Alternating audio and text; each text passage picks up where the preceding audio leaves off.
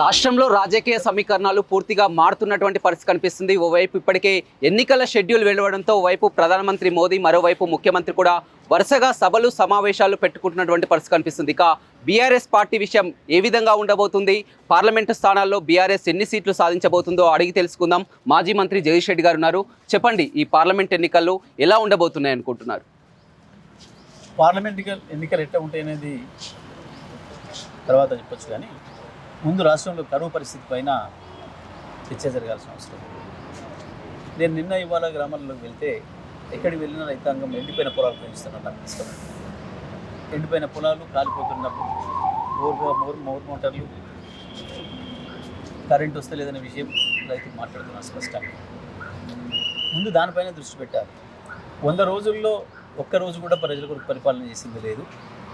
ఏమైనా వసూలు చేయడాలు, ముడుపులు కట్టి రావడాలు ఢిల్లీలో తప్ప ఈ ప్రభుత్వం చేసింది ఏమీ లేదు అనే విషయం ప్రజలు చర్చించుకుంటున్నారు. ఒకవైపు జిల్లాలలో మంత్రులు దోపిడి దొంగల్లాగా వ్యాపారస్తుల పైన పడి, కాంట్రాక్టర్ల పైన పడి, ఇతర సంస్థల పైన పడి బ్లాక్మెయిల్ చేసి భయపెట్టించి వీధి రౌడీలాగా జేబులు కొట్టే పనిచేస్తున్నారు. ఇంత దుర్మార్గంగా పరిపాలన నడుస్తుంది. ప్రజలు ఆలోచిస్తున్నారు, రైతాంగం ఆలోచిస్తున్నారు, రైతాంగం గోడుగోడున ఏడుస్తున్నారు. దీని ప్రభావం తప్పకుండా రేపు పార్లమెంట్ ఎన్నికలపైన పడబోతుంది. కాంగ్రెస్ పార్టీ మళ్ళీ పాత పరిస్థితి పోయే పరిస్థితి వస్తాం. అంటే జిల్లాలో ఈ పరిస్థితి రావడానికి కూడా ప్రధానమైనటువంటి కారణం 10 ఏళ్ళ అధికారంలో ఉన్నప్పటి బీఆర్ఎస్ ప్రభుత్వమే ప్రధాన కారణం. పెండింగ్ ప్రాజెక్టులను ఎస్ఎల్బీసీ కానీ ఇది కానీ పూర్తి చేసినట్లయితే ఈ విధంగా ఈ కరువు వచ్చేది కాదు, పంటలు ఎండిపోయేది కాదని కూడా జిల్లా మంత్రులు చెప్తున్నటువంటి. ఏ ప్రాజెక్టు పూర్తి చేసిందో చేయలేదో కానీ నేను ఈ 10 సంవత్సరాల కాలంలో నల్గొండ జిల్లాలో వ్యవసాయ రంగం ఎంత అభివృద్ధి చెందింది, ఎంత పంట పండించింది, భారతదేశంలోనే నెంబర్ 1 అయింది ఉమ్మడి నల్గొండ జిల్లా గత 4 సంవత్సరాలు రైతు వరి దిగుబడి అందించడంలో, ధాన్యం అందించడంలో. ఇప్పుడు చూస్తాం ఇప్పుడు ఎంత పండిస్తారో వీళ్ళు, ఎంత తగ్గిస్తారో, ఎన్ని ప్రాజెక్టులు పూర్తి చేసిందో వీళ్ళు వచ్చిన 3 నెలల్లో ఇప్పుడు తేలుతుంది. దాని లెక్కలు చెప్తాయి కదా, నువ్వు నేను అనుకోవడం కాదు కదా, లెక్కలు చెప్తాయి. గత 9 సంవత్సరాలు 10 సంవత్సరాల కాలంలో ఏం జరిగింది, ఈ సంవత్సరం వీళ్ళు పరిపాలనకు వచ్చిన తర్వాత ఏం జరిగింది, వీళ్ళు వచ్చిన తర్వాతనే కదా పంట మొదలైంది పెట్టడము. లెక్కలు చెప్తాయి రేపు, మాట్లాడడం కాదు. ఏం పని చేసినావు 100 రోజుల్లోనూ వ్యవసాయం కొరకు, రైతాంగం కొరకు? రైతు బంధు ఇవ్వలే. అవ్వాలి మేము రైతు బంధుకు తయారు చేసి పెట్టిన డబ్బులు మోసుక తిన్నారు. కమిషన్లు తీసుకొని పోయి ఢిల్లీ మూటలు కట్టొచ్చారు, ఢిల్లీ ముడుపులు కట్టొచ్చిండ్రు. ఊళ్ళలో నల్గొండలో కావచ్చు, ఇంకో చోట కావచ్చు, సూర్యాపేటలో కావచ్చు, వ్యాపారస్తులను భయపెట్టించేసేసి, కాంట్రాక్టర్లను భయపెట్టించి, బ్లాక్ మెయిల్ చేసి పైసలు వసూలు చేసుకుని తింటున్నారు. అంతే తప్ప ఒక్కనాడు ఎండిపోయిన రైతు దగ్గర పోయి మాట్లాడొచ్చింది ఎవరన్నా మంత్రి కానీ ఎమ్మెల్యే కానీ? పొలాలు ఎండిపోతే సోయిందా ఏమైనా? ఇదా పరిపాలన? ఏమైనా రాజకీయాలు మేము పార్టీలు లేకుండా చేస్తాం, కేసీఆర్ లేకుండా చేస్తాం, ఏం చేస్తారు? మీ బొంద చేస్తారు. ఇటువంటి ప్రగల్భాలు పలికిన వాళ్ళు చాలామంది పోయింది గతంలో. మొదలు పరిపాలన కదా చేయాల్సింది. ఓట్లు అయిపోయిన తెల్లారి రాజకీయాలు కాదు కదా చేయాల్సింది. ఓట్లు అయిపోయిన తెల్లారి ప్రమాణ స్వీకారం చేసే కానీ పరిపాలన చేయాలి. ఓట్లు వచ్చినాడు కదా రాజకీయాలు చేయాల్సింది. పొద్దున్న లేస్తే మీరు రాజకీయాలు మాట్లాడేది, మీ ప్రగల్భాలు, మీ అహంకారాలు అన్నీ చూస్తూనే ఉన్నారు ప్రజలు. అంటే నిన్న మొన్నటి వరకు కూడా ఎన్నికల షెడ్యూల్ ముందు వరకు కూడా ముఖ్యమంత్రి విధానంలో పరిపాలించడం జరిగింది. ఇప్పుడు కోడ్ అమల్లోకి వచ్చింది. పూర్తిగా రాజకీయాలే చేస్తాను, ఒక పీసీసీ అధ్యక్షునిగా గేట్లు ఓపెన్ చేయడం జరిగింది. అది కూడా మీ వల్లనే అని కూడా చెప్తున్నటువంటి పరిస్థితి. గేట్లు ఓపెన్ చేసి కాదు, ప్రజలు మీ గేట్లు బద్దలు కొట్టి బయటకు వస్తున్నారు. మొన్న వేసిన ఓట్లే తప్పు పొరపాటు చేసినామని చెప్పి రైతాంగం ఇవాళ మాట్లాడుకుంటున్నారు స్పష్టంగా. ఏడిపోయినా రైతు బంధు అవ్వాలి ఎట్లా వచ్చిందో ఇవాళ ఏమైందో ప్రజలకు తెలుసు. కరెంట్ అవ్వాలి ఎట్లా వచ్చిందో ఇవాళ ఏమైందో తెలుసు. నాగార్జున సాగర్లో 508 అడుగులు నీళ్లు ఉన్ననాడు కూడా నీళ్లు బయటికి తెచ్చి రైతాంగాన్ని కాపాడిన మేడం కాలువ రైతాంగాన్ని, ఎస్ఎల్బీసీ రైతాంగాన్ని. ఇవాళ మీకు అసోయి లేదు. అవతల ఉన్నాయి, కర్ణాటకలో నీళ్లు ఉన్నాయి, మన నీళ్ళే ఉన్నాయి. కృష్ణానదిలో మనకు రావాల్సిన నీళ్లు ఉన్నాయి, ఆలమట్టి నారాయణపూర్లలో. కనీసం ఒక 10 టీఎంసీలు తెస్తే ఇవాళ 2.5-3 లక్షల ఎకరాల పంట పొలాలు బతికిపోతాయి. ఆ సోయి లేదు. ఈ జిల్లా మంత్రికి సోయి లేదు, ముఖ్యమంత్రికి సోయి లేదు. ఎన్నికలప్పుడు వచ్చి మాట్లాడించుకున్నారు. ఆ ముఖ్యమంత్రులని అక్కడ ఉప ముఖ్యమంత్రులు తీసుకొచ్చి మాట్లాడించుకున్నారు. మేమంతా ఉంటాం, మీకు అండగా ఉంటాం, మార్పు తీసుకురండి అని చెప్పి. ఏది నిజమే, ప్రజలు మార్పు తెస్తామంటే ఏమైనా ఉన్నదానికంటే మెరుగు చేస్తారేమనుకున్నారు. మార్పు తెచ్చింది నిజమే, కానీ 14 తీసుకుపోయారు. మళ్ళీ 2014 ముందు ఏం దరిద్రం ఉండేనో ఈ రాష్ట్రంలో, మళ్ళీ ఇప్పుడు అది ఇవాళ మోపైంది అది అని చెప్పి ప్రజలు వింటున్నారు. ఇవాళ మీ గేట్లు తీసుడు కాదు, మీ గేట్లు బద్దలు కొట్టడానికి ప్రజలు సిద్ధంగా ఉన్నారు.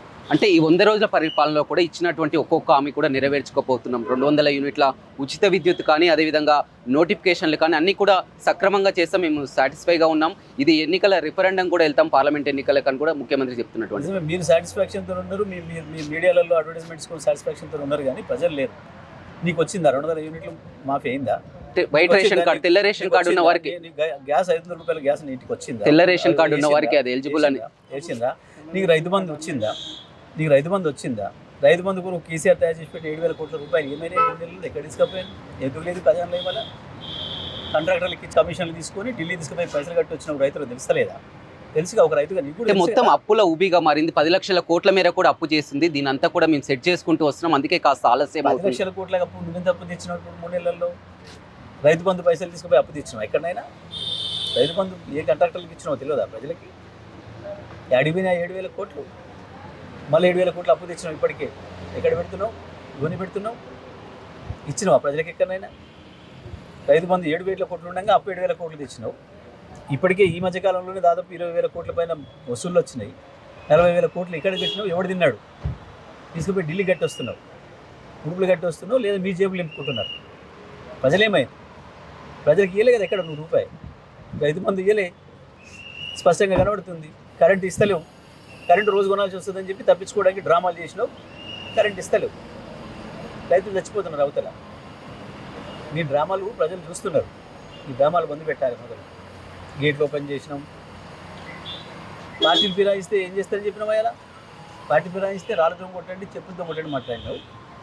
ఇప్పుడు ఎంత కొట్టాలి ప్రజలు? నేను చేర్పించుకుని కొట్టాలన్నా, చేరిని కొట్టాలన్నా ప్రజలు? అదే ఇవాళ దానం నాగేందర్ విషయంలో కూడా మీ ఎమ్మెల్యేలు అంతా కలిసి స్పీకర్ని కూడా కలవడం చెప్తున్నా. చేర్పించుకుని కొట్టాలన్నా, ప్రజలు కొట్టాలి. ఇప్పుడు ఖైరతాబాద్ సెంటర్లో నువ్వేం మాట్లాడినావు అదే పని ప్రజలు చేస్తారు. ఇవాళ ఖైరతాబాద్ సెంటర్లో గురువిందలాగా మాట్లాడితే ఇట్లా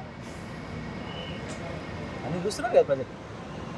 అంటే మీరు ఉన్నప్పుడు చేస్తే తప్పు లేదు, కానీ ఇప్పుడు చేస్తే మేము అంటే కదా ఆ మాట నువ్వు కదా, నువ్వన్న పనినే చేయమంటాను ప్రజలు. మేమనలే ఆ మాట, ఎక్కడ చూపిస్తా మేమన్నది. ఎలా ఉండబోతుంది అనుకుంటున్నారు ఓవరాల్గా ఎంపీ ఎన్నికల విషయానికి వచ్చి? తప్పకుండా బీఆర్ఎస్ పార్టీ మెరుగైన ఫలితాలు సాధిస్తుంది, అందులో సందేహం లేదు. ప్రజలు ఆలోచిస్తున్నారు. ఇవాళ బీజేపీ కాంగ్రెస్ రెండు ఒక్కటే. ఈ రెండు కలిసి కుట్ర చేసే మొన్న ఎన్నికల్లో గెలిచినాయి.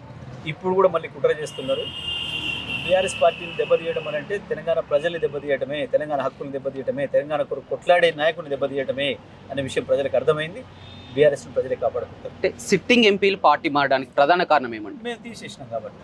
మేము తీసేసిన వాళ్ళను వాళ్ళు తీసుకున్నారు.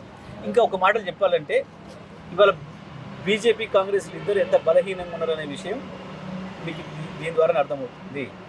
బీఆర్ఎస్ నుంచి ఒక నాయకుని తీసుకుని పెట్టుకుంటే తప్ప వాళ్ళకి దిక్కు లేదు. ఇప్పటికి కూడా బీఆర్ఎస్ ఎంత బలంగా ఉందనే దానికి అది ఉదాహరణ. రెండు పార్టీలో కూడా సగం మంది పైగా అభ్యర్థులు బీఆర్ఎస్ నుంచి వెళ్ళిపోయిన వాళ్ళే దిక్కైన వాళ్ళకు అని అంటే అవి ఎంత దివాలకూరు పరిస్థితులు ఉన్నాయో ఆ పార్టీలో మనకు అర్థమవుతుంది. కాబట్టి వీళ్ళు ఎవరు పోయినా మాకు ఇబ్బంది లేదు. నాయకుల్ని తయారు చేసే శక్తి కేసీఆర్కి ఉంది. ఇప్పుడు చేసిన వాళ్ళు పోయినారు, వెంటనే వాళ్ళ స్థానంలో కొత్త వాళ్ళని తయారు చేసే ఆ శక్తి కేసీఆర్కి ఎప్పుడు కూడా ఉంది. ప్రజలు కేసీఆర్తో ఉన్నారు కాబట్టి కేసీఆర్ ఎవరిని పెట్టుకుంటే వాళ్ళ నాయకులు అవుతారు, మాకు ఇబ్బంది. కానీ కాంగ్రెస్ బీజేపీ నాయకులు చెప్తున్నటువంటి ప్రకారం ఎంపీ ఎన్నికల తర్వాత అసలు బీఆర్ఎస్ పార్టీ ఉండదు, అందుకనే మా వైపు వస్తున్నారని కూడా కాంగ్రెస్ నేతలు చెప్తారు. నాయకులు పోతే ప్రజలు పోతారు అనేది కరెక్ట్ కాదు అనేది మీకు మొన్నటిదాకా చూసారు. మనకు కూడా అనుభవం ఉంది కాబట్టి ఇబ్బంది లేదు. తప్పకుండా ఎవడోడు తగ్గుడు ఖాయం, అందులో సందేహం లేదు. దాన్ని నేను కూడా ఒప్పుకుంటున్నాను. కానీ నేను చెప్తున్నా గ్యారెంటీగా ఈ ఎన్నికల తర్వాత బీజేపీ కాంగ్రెస్లో అసలు రూపం బట్టమైలవుతుంది కాబట్టి ప్రజలు తప్పకుండా బీఆర్ఎస్ని ఆదరిస్తుంది. మళ్ళీ తెలంగాణ హక్కుల్ని కాపాడాలంటే కేసీఆర్ మాత్రమే కాపాడుతాడు, బీఆర్ఎస్ మాత్రమే ఈ రాష్ట్రానికి శ్రీరామ రక్షణ సంగతి ప్రజలకు అర్థమైంది. ఉమ్మడి నల్గొండ జిల్లా విషయాలు 2 పార్లమెంటు పరిధులు ఉన్నాయి, భువనగిరి, నల్గొండ పార్లమెంట్. ఏ విధంగా ఉండబోతుందని? రెండిట్లా మేమే మంచి ఫలితాలు సాధిస్తాం, సందేహం లేదు. రెండు చోట్ల కూడా రైతాంగం ఎంత కోపంగా ఉండాలి అంత కోపంగా ఉన్నారు. మీరు చేసిన దుర్మార్గాల వల్ల ప్రజలు ఇంకెక్కువ కోపంగా ఉన్నారు. ఒక్క హామీ నెరవేర్చింది లేదు. ఇప్పుడు గ్యాస్ వచ్చింది లేదు, రైతులకేం రుణమాఫీ జరిగింది లేదు, రైతు బంధు వచ్చే రైతు బంధే రాకుండా ఆపిండ్రు. పెట్టిన పెట్టుబడి, అప్పులు తీసుకొచ్చి పెట్టిన పెట్టుబడి మొత్తం పొలం ఎండిపోయి నాశనం అయిపోతూ ఉంది. ప్రజల బతుకుల్లో చీకట్లు వస్తూ ఉన్నాయి. కరెంటు వెలుగులు పోయి ఆ చీకట్లు వస్తున్నాయి. ఉన్న ఆర్థిక పరిస్థితి దెబ్బతిని ఈ చీకట్లు వస్తున్నాయి. కాంగ్రెస్ వచ్చింది, రైతుల బతుకుల్లో చీకటి వచ్చింది తప్ప వెలుగులు రాలేదు. కాబట్టి ఎట్టి పరిస్థితుల్లో కూడా 2 స్థానాల్లో బీఆర్ఎస్కి అవకాశం. కానీ కొంతమంది నిన్న మొన్నటి వరకు బీఆర్ఎస్ నుంచి పోటీ చేయాలని నల్గొండ ఎంపీ కానీ భువనగిరి ఎంపీ కానీ చేద్దామన్న నాయకులు కూడా ఇక్కడ ఉన్నటువంటి గ్రూప్ తగాదాలు జగదీష్ రెడ్డి విషయంలో కానీ మేము చేయకుండా వెనకడికి వేస్తున్నామని కూడా మాట్లాడుతున్నటువంటి పరిస్థితి. ఈ చేతగాని మాటల్ని ప్రజలందరూ కూడా గమనిస్తారు, అందులో సందేహం ఏం లేదు. చేసేయాలని దమ్మున్న వాళ్ళు పోతూనే ఉంటారు, ముందుకి అవకాశాలు వెతుక్కొని పోతారు. కానీ కొన్ని కొంగలు ఉంటాయి, ఎక్కడ నీళ్ళు వస్తే అక్కడ పోయే కొంగలు, పెద్దవాటి గురించి మేము పట్టించుకునే పని లేదు. ఎప్పటి వరకు ప్రకటించే అవకాశం? ప్రకటిస్తాం తొందరలో. ఇంకా మిగతా అన్ని పార్టీలు మొత్తం ప్రకటించాలి కదా, మేము కూడా ప్రకటిస్తాం. రైట్, చూడొచ్చు. ఖచ్చితంగా కూడా ప్రజలంతా కూడా గమనిస్తున్నారని, ప్రజలంతా కూడా గతంలో చేసినటువంటి తప్పిదాన్ని మళ్ళీ చేయరు. ఖచ్చితంగా బీజేపీకి అదేవిధంగా కాంగ్రెస్ కంటే కలిసి వస్తారు. అదేవిధంగా రాష్ట్రంలో ఓవైపు కరువు పరిస్థితులు ఉన్నా కానీ ఎక్కడ మంత్రులు వచ్చి కూడా చూసినటువంటి దాఖలాలు కూడా లేవు. కేవలం రాజకీయ ప్రయోజనాల కోసమే వారు గేట్లు ఓపెన్ చేశారని ఈ విధంగా మాట్లాడుతున్న మాటలను కూడా మాజీ మంత్రి జగదీష్ రెడ్డి చెప్తున్నారు.